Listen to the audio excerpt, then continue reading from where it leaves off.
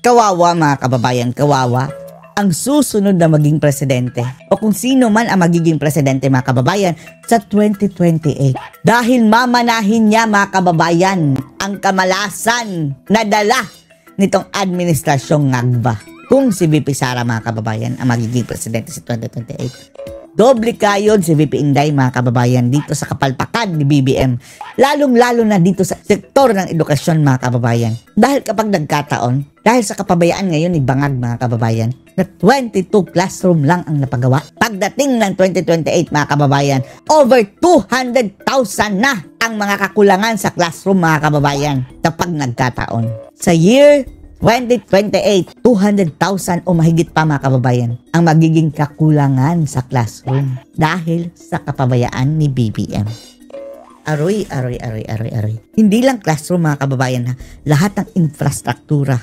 Iiwan ni Bangag mga kababayan ng ating bansa na bulok mga kababayan. Kaya kung si Sara man ang susunod na presidente, siya ang magsasuffer mga kababayan sa kapabayaan nitong sinangba. Panoorin niyo po ha. Anyway, ngayon po ang pag-usapan po natin yung nakababahala na datos na nakakabahalang 22 out of 1,700 classrooms sa target ng DepEd ang naitayo ngayon ng DPWH. 22 mga kababayan under the Marcos administration. Pinalitan nila ang build ng build better more. Anong nangyari? Anyari mga kababayan, naging build better less. Bakit ba ho wala silang interes na magtayo ng classrooms? Kasi po dati-rate. No? May pondo ha. May pera mga kababayan sa makatuwid. Ito na ang pinakamalaking budget mga kababayan in the entire history. 22 classrooms lang ang natapos mga kababayan. Lord. Kongreso at merong SOP. Ang SOP sa mga classrooms halos wala. Kaya ang mga buwaya, ang mga senatongs, ang mga congressman, talagang wala silang pakialam sa classrooms dahil halos walang kikitain dyan. Kaya pala kaunti ang classroom mga kababayan, no? Ayaw nilang sponsor. Siyempre, ang pangunahing gusto nilang proyekto ay flood control kasi nga hanggang 70% pwede nilang kitain. Dahil ano mga kababayan sa flood control, pwedeng lupa lang mga kababayan. Lagyan lang ng palitada ng semento. Pero dito sa classrooms, wala talagang kita kasi napakaliit ng margin at saka yung pricing ng DPWH at saka ng DepEd. Uy, mahiya naman kayo. Huwag niyong gawing negosyo yung classroom. Isubstandard din nyo tapos mayroong lindol. Mga bata ang magsasuffer. Yung mga nangungurakot at sa substandard ng classroom mga kababayan, dapat bitayin yan dahil mga bata, estudyante mga kababayan ang madidisgrasya niyan. Maliit. Kaya hindi po nakapagtataka na 22 lamang ang natapos ng classrooms dahil nga aroy 22 lang hindi kumikita. Bangag ayaw nila sa build mga kababayan dahil baka maalala doon ng tao bangag ginawang BBM build better more and then less more ba yan 22? Kaya hindi nila ginagawa yung mga proyekto na yan. Pero siyempre bagamat ang kita'y maliit, yan kailangan ng ating mga kabataan, no? Sa katunayan po, at the rate na napakabagal po ng paggagawa ng mga classrooms, aabutin po ng 200,000 ang backlog ng classrooms pagdating po ng 2028. Hala, kawawa mga kababayan. Inyo yan. Kada isang classroom, meron na ng 40, no? Kung 200,000 times 40, dahil laki-laki nyo, no? Halos 2, 4, 6, 8 million estudyante, walang classroom na mapupuntahan. At mga kababayan ha, tandaan ninyo, may pera ha. Mayroong pera, hindi tayo nagkulang sa pera mga kababayan. Sinasabi nila mahirap ang Pilipinas. Hindi. Bumabaha ng pera mga kababayan. Kaso nga lang, bumabaha din ng mga buhaya. Nasasayang ang pera dahil sa mga buhaya. Para sa kanilang pag-aaral. Ganyan pong katindi ang krisis natin ngayon sa classroom. Hindi po talaga sapat ang ating mga classrooms para sa mga estudyante nating mga kabataan. Hindi sapat. Ang dahilan, kasi hindi kumikita ang mga senatong at ang mga congressman. Now, alam niyo po, nakapagtataka, no? Dahil unang-una, imposible mga kababayan, pati dyan, nagkikitaan pa rin nga nila. 100% tayo mga kababayan, mayroon pa rin ng SOP. Pero hindi kagaya sa flood control mga kababayan. Maliit lang siguro pero meron pa rin yan. Mahudas na yan, imposibleng wala. Nababalita naman no, ni VP Sara nung siya DepEd Secretary pa, na talagang si Speaker Martin Tambaluslos na at si Zaldico ang nagde-determine kung saan gagawin itong mga classrooms na ito. Hindi na DepEd mga kababayan. Yung mga kongresista, sila na ang nagre-revise. Dito maglagay ng classroom, dito maglagay ng classroom. Diyos ko Lord, binabypass na nila mga kababayan yung DepEd secretary na siyang may alam mga kababayan kung sino ang mga karapat-dapat, anong mga lugar ang dapat unahin lagyan ng classroom. At sinisisi pa nila mga kababayan na si VP Sara Duterte, itong rappler ng mga animal, ng mga kirara mga kababayan, si Maria Ressa. Ang sabi nila, mahina daw mga kababayan ang building ng classroom pag build ng classroom sa panahon ni VP Sara Duterte. Gayong hindi naman si VP Inday mga kababayan ang nagpapanday ng mga classroom na iyan, kundi DPWH. Binash sila sa Sara dati mga kababayan. Tapos ngayon aminado mga kababayan, under kay Angara. 20 lang ang nagawa. Tahimik sila mga kababayan. Tahimik sila. Alam nyo, miski konting kita, may kita pa rin ng mga congressman at mga senatong dyan.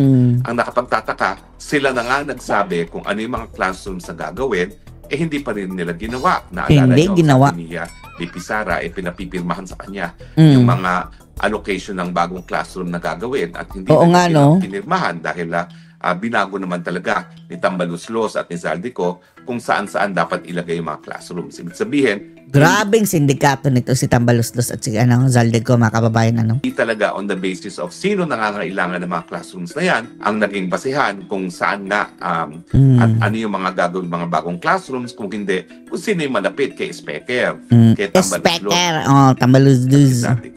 At ang malungkot, nasaan na kayong dalawang baboy na yun mga kababayan? Baboy ba o buwaya?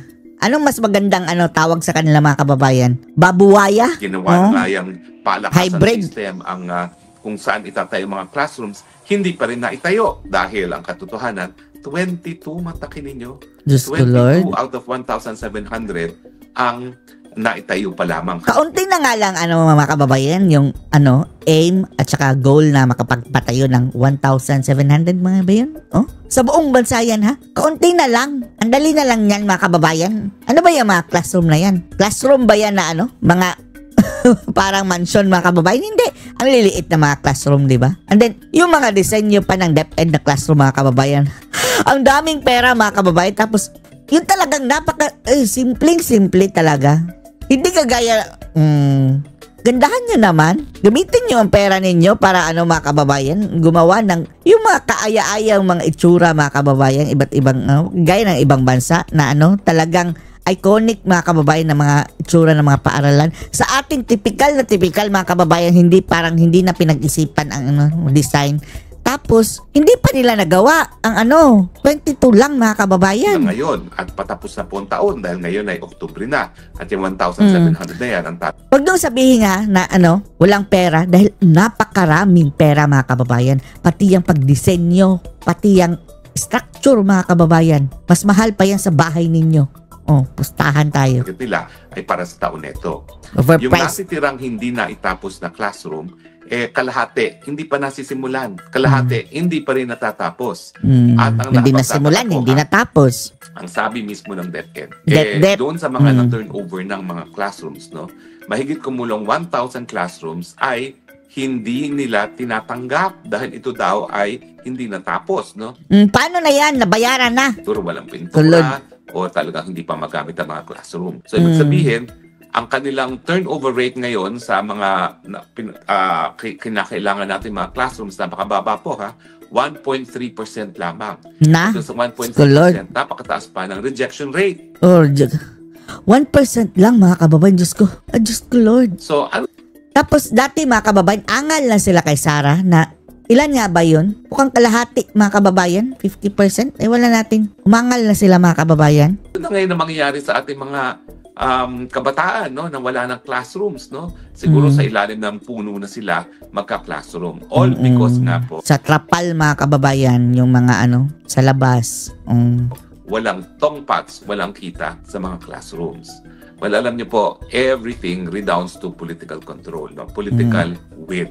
Unang-una, siniwalat na ni BP Sara na parang ginagawa nilang tau-tauhan yung liderato ng DepEd pagdating sa mga classrooms. Dahil mga kababayan yung mga kongresista na ang parang nagmamanipula sa budget Kasi sa DepEd sa hindi classroom. naman DepEd na nagsasabi kung ano yung dapat na priority, no? Yan ay pinalitan completely ni Tambaluslos at ni Zaldico. At yan naman po ay hindi dinideny, hindi pinasisinungalingan ni Tambaluslos at ni Zaldico. So inaamin nila yan. Tapos maski sila na nga ang nagpromotor kung saan gagawin niya mga classrooms na yan, hindi pa ginawa. Hindi pa ginawa. 22. Nga po, walang incentive, no? Hay, nako po, talagang kung kayo'y hindi pa nasusuka. Ano na yung budget, mga kababayan? Yung perang nilaan dyan. Doon sa anomalya sa flood control, dapat dito po sa classrooms, mahabag na kayo. Dahil ito po'y kinabukasan na ng ating kabataan, no? Ang pag-asa ng ating bayan. Ito mga kababayan, siguro kung lahat ng mga sisiliping ahensya mga kababayan mayroong kabalastugan. Ito nasilip mga kababayan accidentally dahil andun may hearing ng budget sa mga kababayan sa Senado. Nalaman natin na 22 lang pala mga kababayan ang natapos. Diyos ko Lord. And then kung ididig deeper natin ito mga kababayan, mas marami pa tayong iimbestigahan ng mga ahensya. Mas marami pang malalaman mga kababayan na kurakutan. Mas marami pa. Saan pupunta ang mga estudyante kung ang magiging shortage ng classroom ay magiging matindi na, no? Ano ba yung sinabi ko kanina? Magkano na yung magiging shortage? 200,000 classrooms na magiging shortage. 200,000? 2028. Saan nga po mag-aaral yung mahigit kumulang 8 milyong estudyante na walang classroom, no? Sa plus mga kababayan plus marami pang sira-sirang mga paaralan mga kababayan, silid-aralan. Maraming sira-sira dahil yung tinanggal nila yung mga repairs mga kababayan dahil wala masyadong kita daw sa repairs yung mga buhaya. Mas gusto nila yung mga kongresista mga kababayan gumawa ng bagong classroom dahil mas malaki ang kanilang income. Mas malaki ang mananakaw. Tinanggalan ng mga repairs. So, sira pa mga kababayan tapos wala pang mga bago. Paano na ang mga estudyante na kawawa? So nakakalungkot po, nakakagalit, pero ang mas nakakagalit pa, inuna kasi ng DPWH na ipatupad yung mga flood control projects na puro ghost projects naman. Puro ghost project. Maanumalyang mga proyekto. Ibig sabihin, talaga ang batayan ng DPWH kung anong dapat gagawin ay kung saan sila kikita. At saka sa mulat-mula, nung ako'y kongresista pa, sinasabi ko, bakit yung mga 1,700 classrooms na yan, bakit kinakailangan DPWH pa magpatupad?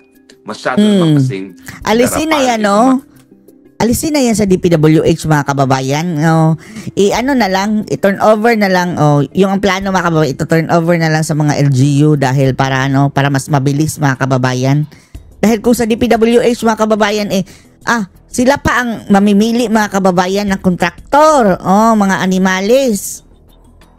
At congressman, mga senatong at saka mga taga-DPWH na gusto nila, pati yung mga classroom sa maliitang kita, sila pa rin ang kakana.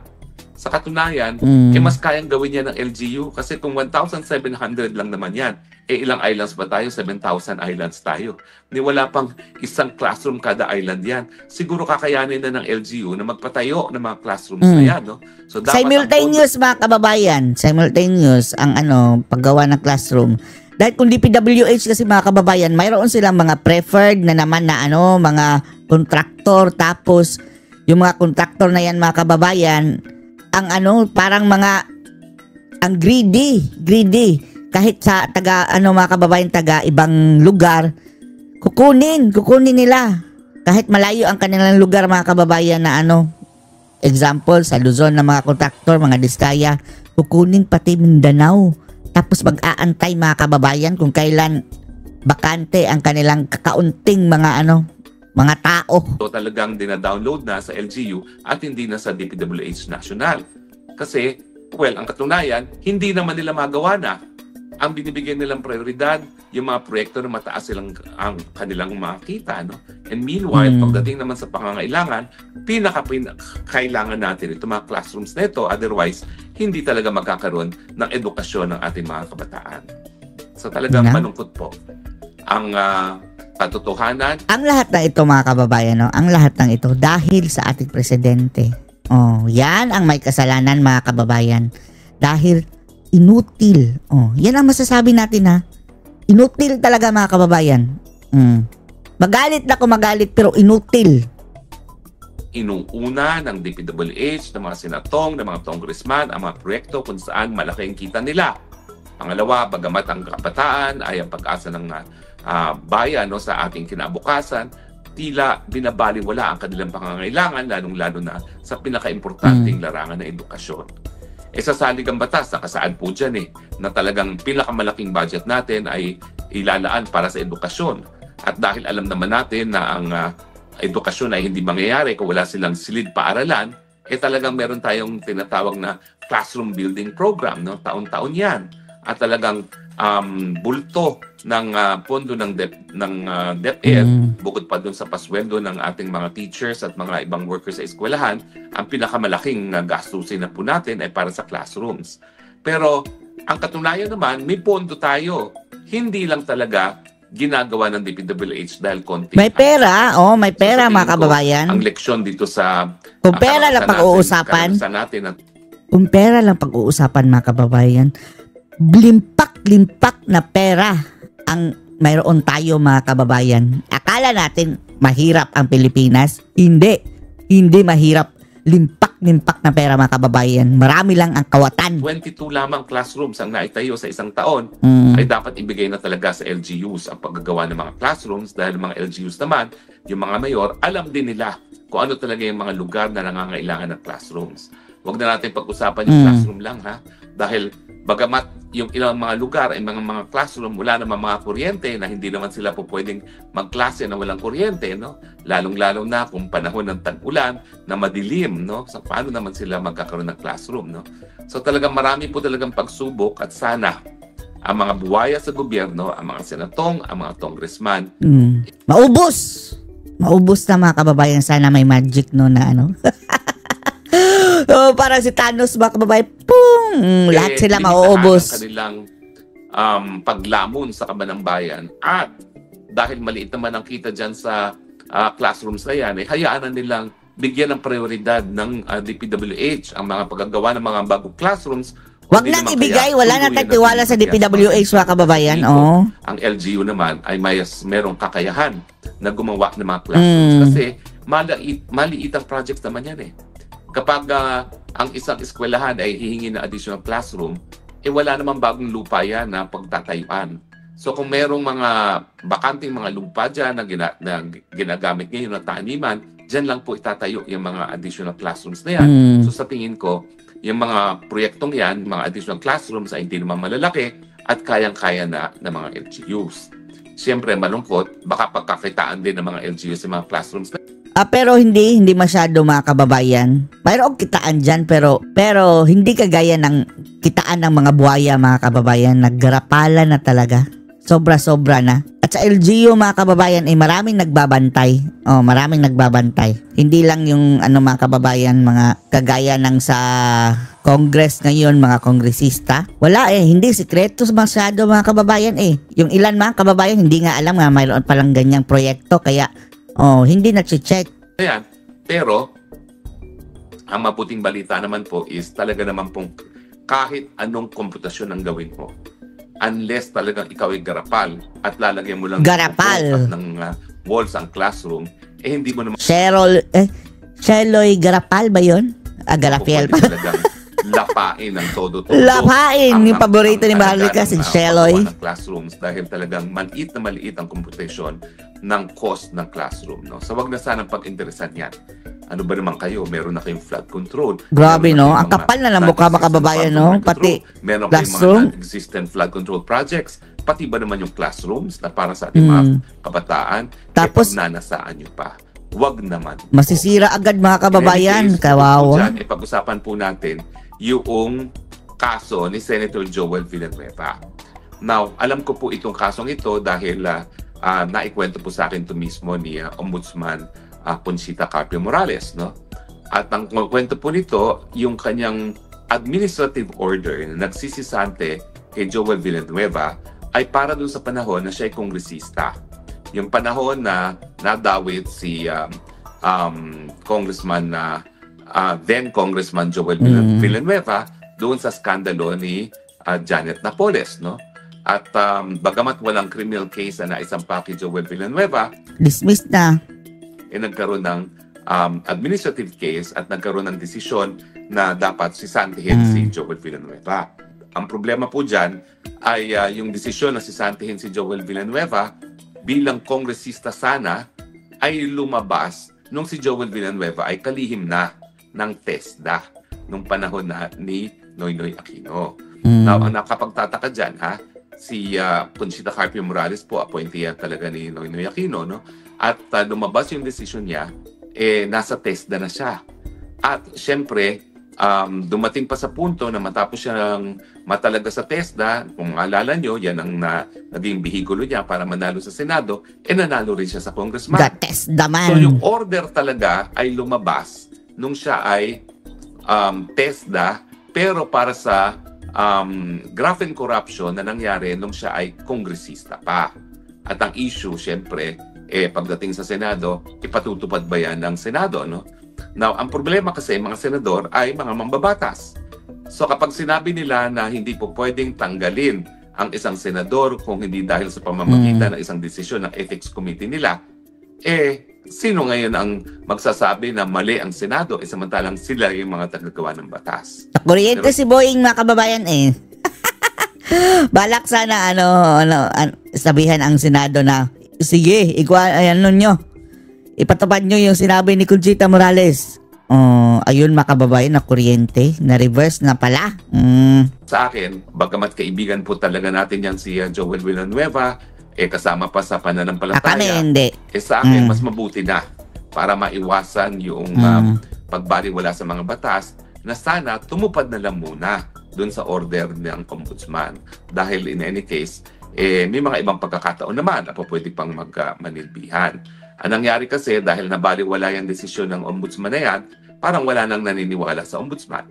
At ngayon tuloy, ang ginagawa ni Boying Remulla, parang selective. Napakatagal nang hindi napatupad selective yung desisyon ngayon. Ngayon gusto niyang ipatupad yan dahil alam niya na kalaban itong si na kuryente Na-update ka na ba, Roque? Na si Martires na reverse na yan, 2019. Hindi alam ni Boying, mga kababayan. Tapos sabi niya, parang sinikreto sa akin. So, talagang nahaluan na rin talaga ng politika yung issue ng pagpapatalsik kay Joel Villanueva sa Senado dahil ngayong kalaban si Joel Villanueva, nais nilang ipatupad yan. Pero noong kakampi si Joel Villanueva na administrasyon, at tandaan niyo po, tumakbo si Joel Villanueva kasama rin ng ticket ng Noynoy Aquino dahil yung test naman. Bakit sila nag-away ni Conchita, mga kababayan? Pareho silang dilawan. Niya na naging dahilan para siya naging senador, yun yung eleksyon ng huling taon na pagkakapresidente ni Noynoy Aquino. Nung kakampi siya na administrasyon, hindi napatupad. At ngayong siya ay kalaban ng administrasyon, dyan gusto ipatupad. Siyempre, hati naman ang sentimiento ng mga taong sumusuporta kay Tatay Digong. Kasi si Joel Villanueva ay talagang isa doon sa mga tumutol sa impeachment ni VP Sara, no? At maraming naniniwala. Pero kahit na, mga kababayan, kahit may kakampi, if ever na may kasalanan, para sa atin, kahit kakampi, imbestigahan, mga kababayan, talaga. Dahil kung mayroong usok, mga kababayan, mayroong apoy, what if totoo, and then, hindi naman, mga kababayan, ticket yan na para magnakaw ka. although sa ngayon, mga kababayan, wala pang patunay talaga na guilty. Pero imbestigahan dahil may bago, mga kababayan yung flood control. Pati na rin si Chis Escudero. At isali pati si Risa Hontiveros, mga kababayan. Siya ay pabor doon sa pagdidismiss ng kaso na impeachment ni Inday Sara Duterte. So tuloy, kung papatupad yung desisyon na yan, mababahiran ng politika. So anong dapat mangyari ngayon? Well, siguro ang dapat mangyari ay Ang Senado talaga ay pag-aralan ng issue. Na kapag ang isang miyembro nila ay merong order Pag-aralan na ang dismissal from the ew. service, pero ito ay para sa isang posisyon bago naging senador, kung ito ba ay dahilan para magkaroon ng perpetual disqualification from office at matanggal sa kanilang hanay ang senador na yan. Alam mo, komplikado rin po yung issue na yan. So anong plano mga kababayan kung matanggal? Kung matanggal siya, if ever, papasok yung next? Ipapasok ba nila mga kababayan yung mga bagoong na andun na next in line? Animal! Kasi syempre, ang mga senador binoto na hindi bababa sa 16 million na mga butante dahil yan po yung minimum boto na kinakailangan para ikay maging senador. Kapag naman tinanggal mo siya dahil sa isang parusa sa ibang katungkulan bago naging senador, hindi kaya mababaliwala naman ang mandato na binigay ng taong bayan dun sa senador. Hindi siguro, no? Wala lang.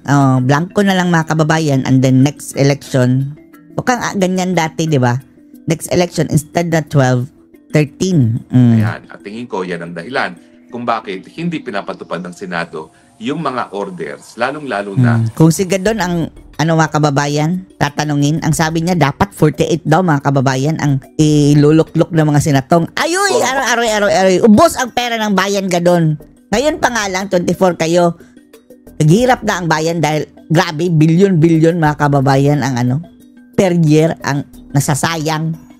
Gawin mo pang 48. Gusto niya gawin 48 mga kababayan dahil pang 20 siya para makapasok siya, animal, Gadon bobo. Order dismissal ay para sa isang katungkulan bago siya naging senador. In fairness po hindi lamang si Joel Villanueva ang may ganitong problema. Yung hinahanga natin talaga na si Miriam Defensor Santiago nagkaroon din ng desisyon ng suspension galing sa ombudsman yung siya ay hepe pa ng immigration and deportation. Siyempre, nakilala si Inday Miriam, panahon na siya ay talagang lumalaban sa korupsyon siya sa Immigration Department, Immigration Bureau. At dahil dyan, napakadami niya naging kalaban. So, may nagdemanda sa kanya at nagkaroon ng order ng suspension at yan ay sinang-ayunan ng Korte Suprema. Pero hindi pinatupad ng Senado. Kasi nga, ang tanging po pwede na magdisiplina sa mga senador ayon sa Senado ay yung mga kapwa-senador sa pamamagitan ng Ethics Committee. Kaya nga importante po yan Ethics Committee kasi yan ay magdedesisyon kung po pwedeng matanggal ang isang senador na may mandato na galing sa 16 million. So ang issue po talaga na dapat resolbahin is tama ba ng parusa na pagsisante sa opisina ay isang opisina na hindi pa Senado ay ipapatupad kung yung taong gobyerno na yon ay nahalal bilang isang senador. Ano ang aking opinion? Well, sa tingin ko po, mas importante yung mandato ng taong bayan. Ang importante, mapatupad yung suspension kung siya ay nandun pa sa opisinang yan. At ang ibig sabihin po niyan, dapat ang ombudsman bilis-bilisan ang kanyang investigasyon. Ay, nako, ombudsman bending the law. Tatakbo yung isang tao bilang isang elected official, dapat ilabas niya yung desisyon sa lalong mabilis na panahon. Huwag nang antayin na mabigyan pa siya ng mandato ng taong bayan. Kasi talagang napakahirap na burahin yung mandato ng taong bayan kapag yan ay naibigay na. Ano ba naman yung iresolba mo yung administrative case bago lumabas means of, for instance, yung resulta ng halalan kung nalaman mo na yung taong yon ay tumakbo na para sa isang elective post. Dahil tignan nyo itong nangyari kay Joel Villanueva. Kongresista pa siya. Tapos nanilbihan naman siyang TESDA na 3 taon. Tsaka lang lumabas yung desisyon matapos na siya ay maging senador na. So, mahigit kubulang siguro 4 na taon din ang lumipas bago siya napatawan ng parusa ng pagkakasibak sa kanyang posisyon. Hindi pa siguro alam, no? Hindi mo pa alam, Roque, na na reverse na yan. 2019, mga kababayan. Nagulat din pati si Buinging, mga kababayan. Ang party list ni Joel Villanueva noon ay sibak, no? Ang nag-reverse, mga kababayan, si Martires. Nahuli siguro si Atty. Roque, mga kababayan, sa balita. Sisisihin mo ba ang taong bayan na ang desisyon mo ay lumabas matapos na sila magbigay ng mandato doon sa isang tao na pinatawan ng parusa na pagsisibak sa pwesto? Siguro naman, unfair din yan doon sa mga botante kung ang desisyon ay lalabas matapos ng eleksyon. Ang problema nga kay Joel Villanueva, bagamat alam ng lahat na merong desisyon na pinasisibak sa pwesto, tumakbo muli sa eleksyon at muling nanalo. So ang issue, mababaliwala ba yung mandato ng taong bayan kapag ganito na alam na ng taong bayan na may desisyon na siya isibakin pero Reverse na. Hindi pa niya alam mga kababayan. kinalal pa rin. Well, ako po, tinalo ko ni Joel Villanueva ng pangalawang pagkakataon dahil So, 2019 na reverse. nanalo, ako hindi. At yan ay matapos na nagkaroon ng order of termination sa kanya, no? Anong tingin ko? Well, syempre, parang ano ba yan? Ang dapat sisihin na yung taong bayan. Kasi bagamat alam na nila yung taong bayan na meron ng desisyon na sisantihin dahil sa graft and corruption, pag hinalal pa rin, para bagang ano ba yan, no? Sinong dapat sisihin kung hindi yung mga butante na mismo? So ang tingin ko po, kinakailangan ng paglilinaw talaga dito sa isyong ito. Dapat bang ipatupad ng Kongreso ang order na pagsisibak sa pwesto kung ang miyembro ng Kongreso ay napatawan ng ganyang parusa sa ibang posisyon bago pa siya ay maging miyembro ng Kongreso? Sana nga makarating ito sa Korte Suprema nang sana po madesisyon Hindi na yan. Dahil dismissed na, Roque. So ako si Ombudsman Boying Rimulya, siguro dapat magsampa siya ng kaso ngayon sa Korte Suprema dahil binawi na. Hindi Actually, binawi na ni mga kababayan na huli na sa balita. Huli na sa balita ito si attorney. Kasi yung desisyon din yung mga kababayan hindi rin di ba, hindi binalita at hindi klinaro ni Joel Villanueva. Ano kaya nga kababayan ang reason niya? Hinayaan lang niya mga kababayan na sige, dismiss na pala itong kaso na reverse. Dahil ang reason niya Martires mga kababayan, yung tumanggap ng pork barrel na iyon, yung buhay party list pala. Tapos, hindi naman siya ang, mga kababayan, congressman sa buhay party list. Si back party list ang kanilang, mga kababayan. Kanilang party list. And then, yung pirma daw doon mga kababayan is forged, hindi kay Joel. So, maliwanag daw na hindi si Joel Villanueva. Yan ang sabi ni sa balita mga kababayan. Si Martires 2019. Kaya, yung ni Conchita Morales mga kababayan na disqualified si Villanueva, as good as gone. Reverse. 2019. Hinggan yung kanyang kahilingan. Pero ngayon, itong asunto ni Villanueva ngayon mga kababayan sa flood control na dinadawit ang kanyang pangalan, another na naman ito mga kababayan. Another issue. Ewan na natin kung ano explanation din yan dito mga kababayan. Na dapat ipatupad yung order ng Ombudsman laban kay Joel Villanueva. Siyempre, mas mabuti ng hukuman din ang magdesisyon kasi kung susundin lang yan ng Senado, alinsunod sa pakiusap o request ng Ombudsman, baka isipin ng tao, politika na naman yan dahil tinatanggal ang isang anti-impeachment kay Sara Duterte, no? At baka kung titignan niyo ang trend po Bongo, tinatarget na rin. Pato de la Rosa, nais silang ipadala. Isa-isa mga kababayan, isa-isa nila ang mga posibleng kakampi kay VP Sara Duterte. ICC, no? At saka Jingo Estrada na dinadala. Pero yan ha, hindi ibig sabihin mga kababayan, just in case, dalawa lang naman yan kung totoo o hindi ba na kurakot si Joel Villanueva. If ever lang na totoo tapos hindi ibig sabihin na didepensahan natin siya mga kababayan dahil kakampi siya ni VP Sara. Hindi, dapat pa rin siyang managot mga kababayan kung totoo. Pero kung hindi totoo mga kababayan, deserving siya na pagtanggol din. Mahirap naman din mga kababayan na ikaw pagbintangan ka na hindi mo naman ginawa. Awit din, no? So parang isa-isa nilang binubura yung mga senador na bumoto laban sa pagpapatuloy na impeachment ni Inday Sara Duterte. Pwedeng coincidence, pero pwedeng politika rin ang dahilan. Pero ang akin naman, mas mabuti kung idaan na yan sa isang desisyon ng Korte Suprema ng once and for all, magkaroon ng persepsyon once and for all. Walang desisyon sa issue kung dapat ba mapatalsik ang isang nakaupong miyembro ng Kongreso dahil sa isang desisyon na pagsibak sa kanila sa posisyon ng bago pa sila maging miyembro ng Kongreso, yan po ay nakabase sa batas at hindi lamang dahil sa tawag ng politika. Tawag ng tawag na politika. Wala. Anong masasabi niyo dito mga kababayan? Maraming salamat Loke sa iyong update. Although mukhang huli ka na sa balita, attorney, pero maraming salamat pa rin sa iyong update. Ano masasabi niyo dito mga kababayan? Post comments below.